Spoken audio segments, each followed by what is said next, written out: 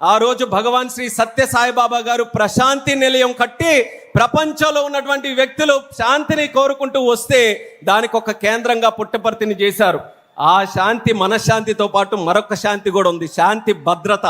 ఆ శాంతి భద్రత కోసం మరొక్కసారి మళ్ళీ మన పుట్టపర్తిని ఎదుర్కొంటూ వస్తూ దేశంలో శాంతి భద్రతను నిర్వర్తించడానికి advanced medium combat fighter jet aircraft మళ్ళీ మన పుట్టపర్తిలోనే ఈరోజు ఒక కేంద్రంగా, ఆధునికత కేంద్రంగా, సాంకేతికత కేంద్రంగా ఈ పుట్టపర్తిలో జరగడం అనేది ఎంతో చరిత్రాత్మకమైనటువంటి కార్యక్రమంగా తెలియజేస్తున్నాను.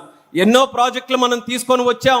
ప్రాజెక్టులు తీసుకొని రావడం ఒక కష్టపని పైన అయినా సరే కన్విన్స్ చేసుకుంటూ రాష్ట్రం అనేక రకాలుగా వాళ్ళందరికీ కూడా ఇన్సెంటివ్స్ ఇస్తూ తీసుకొని రావచ్చు. కానీ డిఫెన్స్లో ఒక ఇన్వెస్ట్మెంట్ రావాలనంటే అంత సాధారణంగా రాదు. ఎలా అయితే మన పెద్దలు ఒక పెళ్లి చేయాలనంటే 7 తరాలు ఇటు 7 తరాలు అటు చూడాలంటారో, ఒక డిఫెన్స్ ప్రాజెక్ట్ శాంతి భద్రతలకు సంబంధించిన దేశ రక్షణకి సంబంధించిన ఒక ప్రాజెక్ట్ రావాలనంటే ఆ ప్రాంతం తాలూకా తరతరాలు అక్కడ ఉన్నటువంటి ఒక ఇన్వెస్ట్మెంట్ మోటివ్ మీద చూడాలి. కానీ ఈరోజు మన ఆంధ్రప్రదేశ్ రాష్ట్రానికి ఇంత పెద్ద ప్రాజెక్టు మన రాయలసీమకి ఈరోజు వచ్చిందనంటే తరాలు తరరాత మార్చేటటువంటి చంద్రబాబు నాయుడు గారిని చూసి రోజు వచ్చిందని కూడా ప్రజలందరికీ కూడా తెలియజేస్తున్నాను. ఆ యొక్క విప్లవం మన రాష్ట్రంలో మళ్ళీ ఒక బ్రాండ్గా ఆంధ్రప్రదేశ్ రాష్ట్రాన్ని తయారు చేసి ఈరోజు బ్రహ్మాండంగా ముందుకు నడిపిస్తున్నారు. ఈరోజు అనంతపూర్ని చూస్తే ఆనందంగా ఉంది. అనంతపూర్తో పాటు మా ఉత్తరాంధ్ర ప్రాంతం, మా శ్రీకాకుళం జిల్లా వరకు ప్రతి ఒక్క జిల్లాలో ఎంచుకొని అక్కడ స్థానికంగా ఉన్నటువంటి బలాలేంటో చూసుకొని ప్రపంచంలో ఉన్నటువంటి ప్రాజెక్టులన్నీ మన ఆంధ్రప్రదేశ్ రాష్ట్రానికి వస్తున్నాయి. దేశంలో వచ్చే పెట్టుబడుల్లో 25.3% కేవలం ఒకే ఒక్క రాష్ట్రం మన ఆంధ్రప్రదేశ్ రాష్ట్రంలోనే వస్తుందనంటే డబుల్ ఇంజిన్ సర్కార్, ప్రధానమంత్రి గారు నరేంద్ర మోదీ గారు, చంద్రబాబు నాయుడు గారు, అలాగే పవన్ కళ్యాణ్ గారు, వీళ్ళు ముగ్గురు తాలూకా కలయికతో నడుస్తున్నటువంటి డబుల్ ఇంజిన్ సర్కార్ ఎంత వేగంగా బలంగా పనిచేస్తుందో ప్రజలు మరొక్కసారి గమనించాలని కూడా ఈ సందర్భంగా తెలియజేసుకుంటున్నాను. అలాగే ఈ ప్రాజెక్ట్కి ప్రత్యేక ఆశీర్వాదం రాజ్నాథ్ సింగ్ గారు కూడా అందించారు. ఆయన చేతుల్లో ఉన్నటువంటి ప్రాజెక్ట్ ఇప్పుడే అన్న చెప్పినట్టు చంద్రబాబు నాయుడు గారు రిక్వెస్ట్ చేస్తే ఆ రిక్వెస్ట్ చేసిన తర్వాత మరి భరత్ గారు కానివచ్చు, మన అధికారులు కానివచ్చు, అలాగే ఒక పక్కన నేను కూడా దీనికోసం ప్రయత్నం చేస్తూ ఎప్పుడు మేము వెళ్ళి సార్ ఆమ్కా ప్రాజెక్ట్ మీరు ఎక్కడ పెట్టాలన్నా మొట్టమొదటిగా మా ఆంధ్రప్రదేశ్ డిసైడ్ చేయండి, మా పుట్టపర్తిలో మీరు పెట్టండి, అక్కడ మాకు కూడా ఎయిర్పోర్ట్ ఉంది, దానికి సంబంధించి ఎయిర్ స్పేస్ తాలూకా ఏ కార్యక్రమం ఉన్నా సరే మా వంతు మేము ఫుల్ ఫ్లెడ్జెడ్ గా సపోర్ట్ చేస్తామని చెప్తే ఆయన కూడా చాలా పాజిటివ్ గా తీసుకొని మరొక ప్లేస్ ని కూడా ఎక్కడ రానివ్వలేదు. కొన్ని సందర్భాల్లో కేంద్ర ప్రభుత్వం కూడా కొన్ని ఆప్షన్స్ పెట్టుకుంటాయి. ఉత్తర భారతంలో అయితే ఇది, లేకపోతే ఈస్ట్లో వెస్ట్లో ఇలా పెట్టుకోవాలని అంటే కొన్ని నగరాలు, కానీ సింగిల్ షాట్ గా రైట్ రాయల్ గా మన రాయలసీమలో ఈ సీమాంధ్ర ప్రాంతంలో ఇక్కడ తీసుకొని పెట్టారనంటే దానికి ప్రత్యేకంగా రాజ్నాథ్ సింగ్ గారికి కూడా మన ప్రాంత వాసుల తరపున, తెలుగు వారు అందరి తరపున కూడా అభినందనలు తెలియజేసుకుంటున్నాను. ఒక పక్కన ఆమ్కరా ప్రాజెక్ట్, దానితో పాటు కొన్ని డిఫెన్స్ ప్రాజెక్ట్స్, దీనితో పాటు మా మంత్రాలయానికి సంబంధించినటువంటి డ్రోన్ ప్రాజెక్ట్ కూడా ఈరోజు కర్నూలులో మన రాయలసీమలో రావడం ఎంతో ఆనందంగా ఉంది.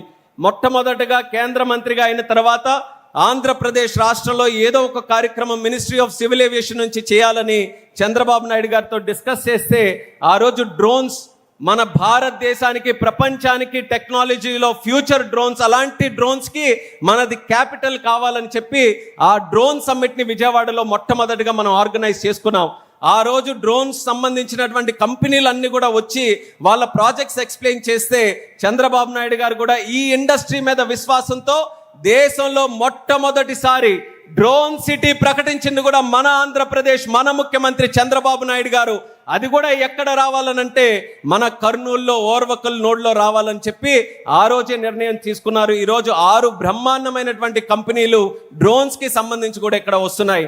వాళ్ళకి ఎప్పుడు కూడా ఒక ప్రాబ్లం ఉండేది, మ్యానుఫ్యాక్చరింగ్ చేస్తున్నారు కానీ డ్రోన్స్ టెస్టింగ్ ఫెసిలిటీ ఎక్కడ కూడా లేదు. అందుకనే వాళ్ళను కూడా కర్నూలు ఎయిర్పోర్ట్తో కనెక్ట్ చేస్తూ first time in the country sand box facility drone testing కూడా మన ఆంధ్రప్రదేశ్లో కర్నూలు ఎయిర్పోర్ట్లో ఈ యొక్క డ్రోన్ సిటీని కనెక్ట్ చేసుకుంటూ మొదటిసారి మనం చేయబోతున్నాం. భవిష్యత్తులో డ్రోన్ శక్తి మిషన్, ఎందుకనంటే ప్రధానమంత్రి నరేంద్ర మోదీ గారికి కూడా ఇది చాలా ఫేవరెట్ అండ్ ఇంపార్టెంట్ సబ్జెక్ట్. అందుకనే డ్రోన్ శక్తి మిషన్ ప్రొడక్షన్ లింక్డ్ ఇన్సెంటివ్తో పాటు రీసెర్చ్ లింక్డ్ ఇన్సెంటివ్ దీనికి తయారు చేసి ఒక మంచి పథకం కూడా కేంద్ర ప్రభుత్వం నుంచి తయారు చేస్తున్నాం. దాంట్లో డ్రోన్స్కి సంబంధించి భవిష్యత్తులో పెట్టుబడులు పెట్టడానికి ఎన్నో అవకాశాలు ఉన్నాయి.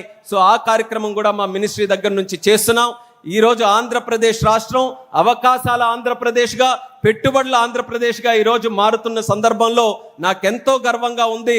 దానికి ఈరోజు కేంద్ర మంత్రిగా పనిచేసే అవకాశం మరి పెద్దలు చంద్రబాబు నాయుడు గారి ఆశీస్సులతో, అలాగే మోదీ గారి తాలూకు ఆశీస్సులతో, ప్రజల తాలూకు ఆశీస్సులతో, అలాగే నాన్నగారు ఎర్రన్నాయుడు గారి ఆశీస్సులతో ఈరోజు అత్యంత చిన్న వయసులో ఒక క్యాబినెట్ మినిస్టర్గా తెలుగుదేశం పార్టీ నుంచి, తెలుగు గడ్డ నుంచి ఈరోజు క్యాబినెట్లో ఒక అవకాశం నాకు కలిగిందనంటే మరి చంద్రబాబు నాయుడు గారికి ప్రత్యేకమైనటువంటి ధన్యవాదాలు ఈ సందర్భంగా తెలియజేసుకుంటున్నాను. యువతకి ఏ రకంగా ప్రోత్సహిస్తారనడానికి మొట్టమొదట పెద్దపీట వేసింది చంద్రబాబు నాయుడు గారు. అలాంటి యొక్క మినిస్ట్రీ ద్వారా మన రాష్ట్రానికి ఎన్నో విధాలుగా ముందుకు నడిపించాలని మా వంతు కూడా కృషి చేస్తున్నాం. ఎయిర్పోర్ట్లు అదనంగా నిర్మించాలని, కనెక్టివిటీని ప్రోత్సహించాలని ఈరోజు మనకున్న ప్రధానమైన 3 ఎయిర్పోర్ట్లు వైజాగ్, అలాగే విజయవాడ, అలాగే తిరుపతి, ఈ 3 కేంద్రాల నుంచి కూడా ఇంటర్నేషనల్ ఫ్లైట్ స్టార్ట్ చేయాలని ఎంతో కాలం నుంచి కృషి చేస్తూ విశాఖపట్నం నుంచి అబుదాబికి ఫ్లైట్ స్టార్ట్ చేశాం.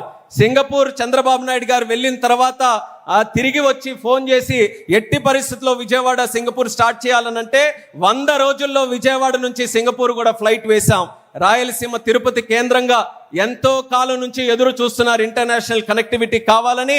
అతి త్వరలోనే తిరుపతి నుంచి కువైట్ కూడా ఫ్లైట్ వేసి రాయలసీమ కూడా ప్రపంచ పటంలో పెడతామని ఈ సభాముఖంగా తెలియజేస్తున్నాను. అదనంగా కనెక్టివిటీ కూడా ఇస్తాం. 2023 నుంచి 24 సంవత్సరంలో రాష్ట్రంలో సుమారు 52 మంది ప్రయాణికులు ఉండేవారు.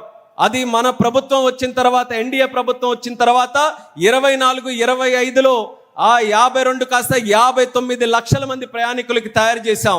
మళ్ళీ ఈ సంవత్సరంలో, గడిచిన సంవత్సరంలో 59 నుంచి 62.3 లక్షల మందికి ప్రయాణికులు మన రాష్ట్రంలో మనం తయారు చేసుకున్నాం.